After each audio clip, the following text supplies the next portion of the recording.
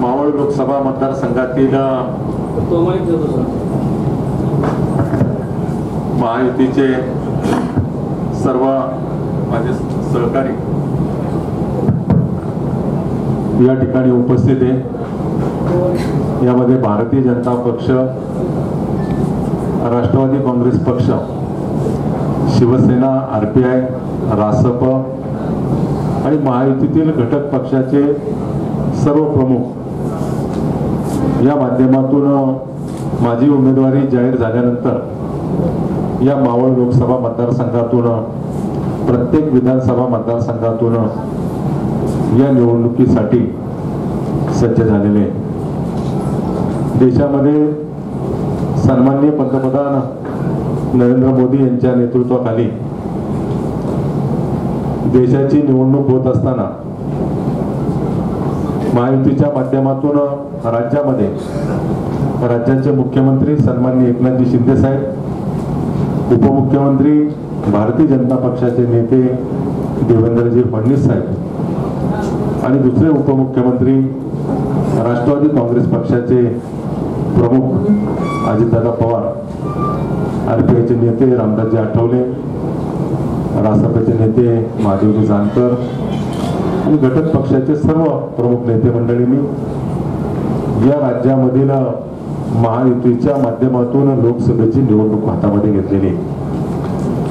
आपण पाहिलं असेल की गेले 10 वर्ष या मतदारसंघामध्ये लोकसभेचा सदस्य या नात्यानं मी जे या लोकसभा क्षेत्रामध्ये विकासाच्या दृष्टिकोनातून काम केलेले हे काम नक्कीच आपल्याला त्याच्यातले काही मुद्दे या पत्रकार परिषदेच्या माध्यमातून मी या ठिकाणी सांगेन।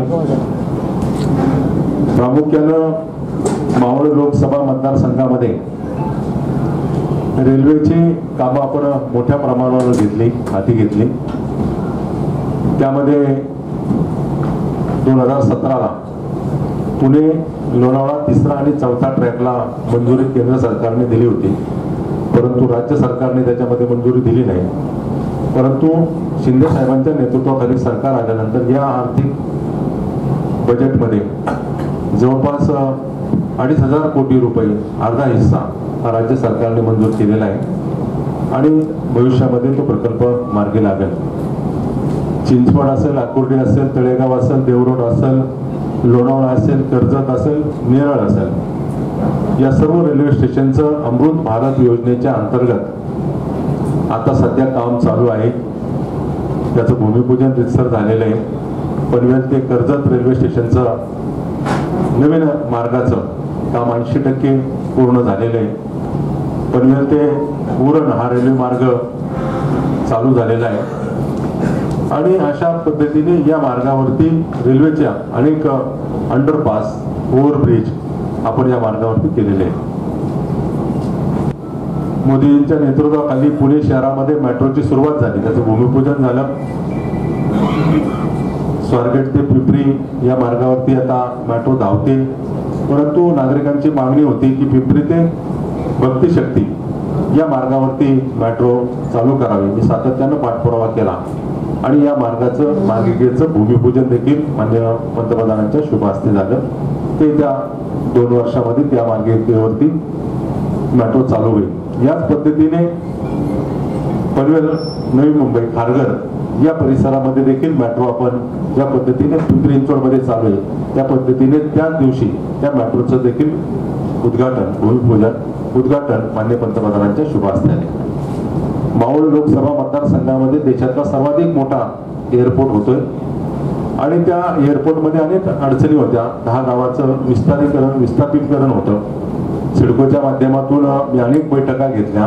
राज्य सरकार आणि सिडकोच्या माध्यमातून तो सिडको 50% 40% हिस्सा सिडकोचा त्यामध्ये आहे आणि त्या माध्यमातून तो एअरपोर्ट होतोय।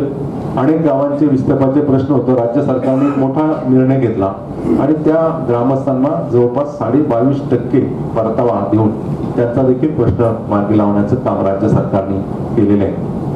अशाच पद्धतीने केंद्राच्या अनेक योजना, अमृत भारत योजनेच्या माध्यमातून असेल, दीनदयाळ ग्राम ज्योती योजनेच्या माध्यमातून लाईट पोहोचवण्याचं काम असेल, पंतप्रधान आवास योजनेच्या माध्यमातून अनेक लाभार्थ्यांना या मतदारसंघामध्ये लाभ देण्याचा असेल, अमृत योजनेच्या माध्यमातून पिंपरी चिंचवड महापालिका आणि पनवेल महापालिका त्याचबरोबर ज्या नगरपालिका आहेत त्यांना देखील मोठा निधी हा केंद्र सरकारने कडून आलेला आहे. जल जीवन मिशनच्या अंतर्गत जवळपास या मतदारसंघातील 125च्या वरती गावांना 50% निधी हा केंद्र सरकारकडून पाणी पुरवठ्यासाठी त्या ठिकाणी आलेला आहे. आणि अशाच पद्धतीने काम करत असताना पिंपरी चिंचवड शहराला पाणी पुरवठा करणाऱ्या पवना धरणातून जवळपास मी 8 वर्ष गाळ काढला, त्याची क्षमता वाढवण्याचं काम केलेलं आहे. या सगळ्या परिस्थितीवर काम करत असताना आपण पाहिलं असेल की आपल्याकडं पासपोर्ट कार्यालय पिंपरीला आलं, जवळपास 1,30,000 नागरिकांनी आतापर्यंत पासपोर्टचा लाभ घेतला.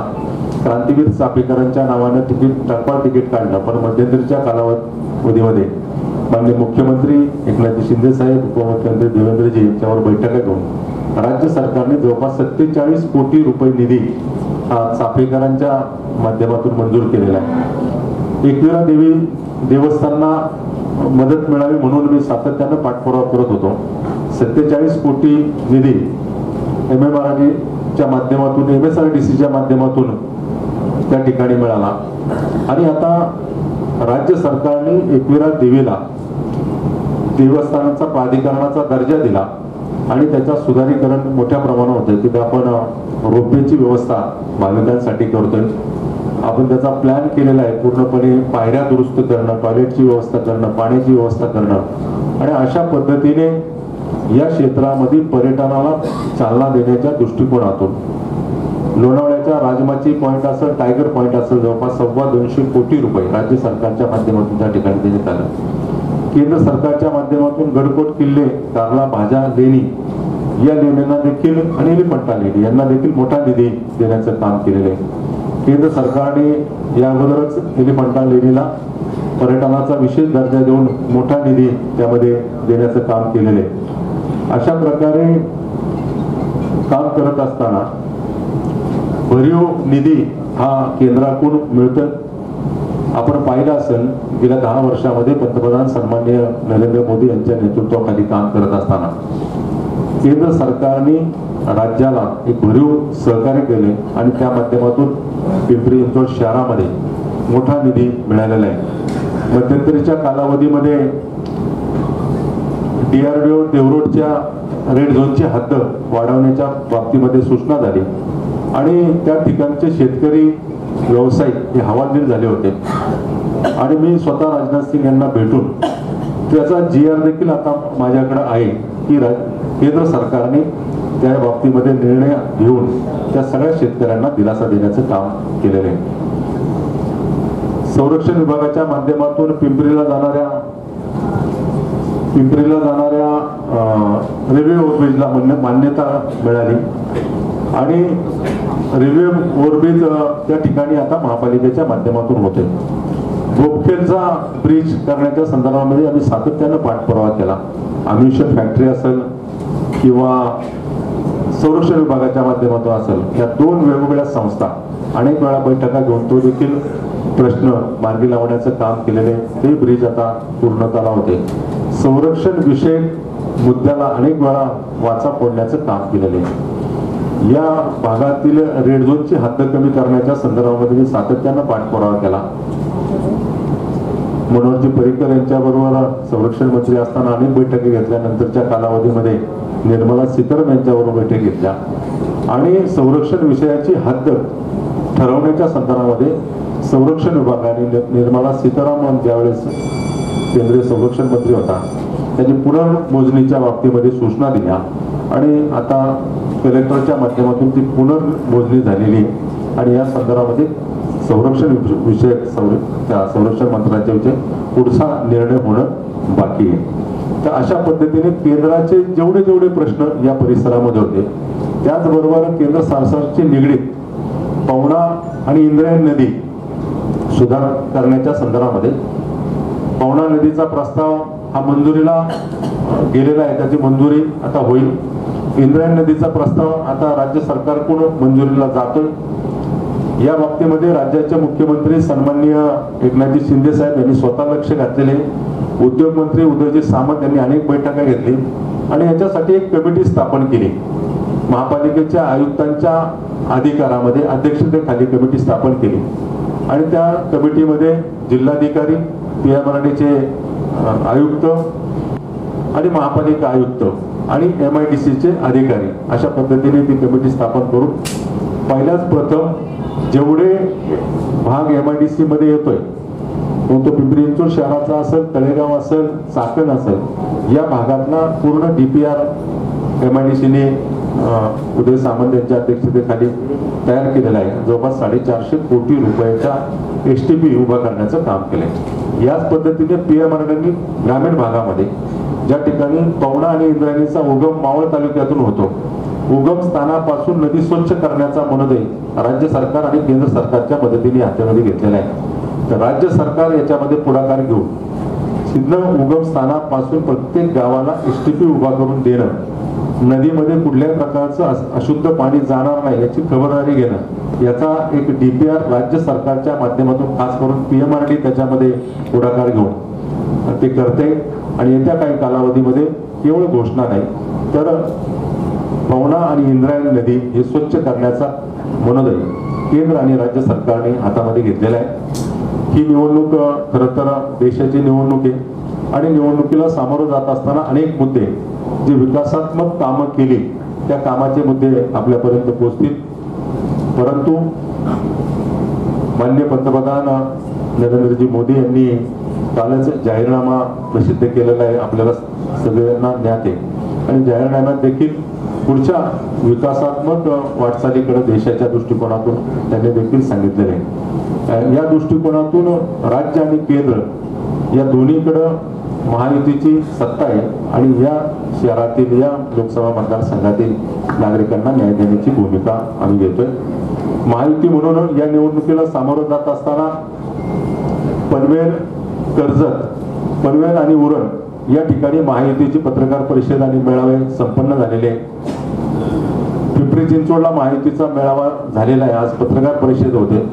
आज दुपारी 3 वाजता कर्जतला महायुतीची पत्रकार परिषद आहे आणि महायुतीच्या नेत्यांची बैठक आहे। उद्या मावळमध्ये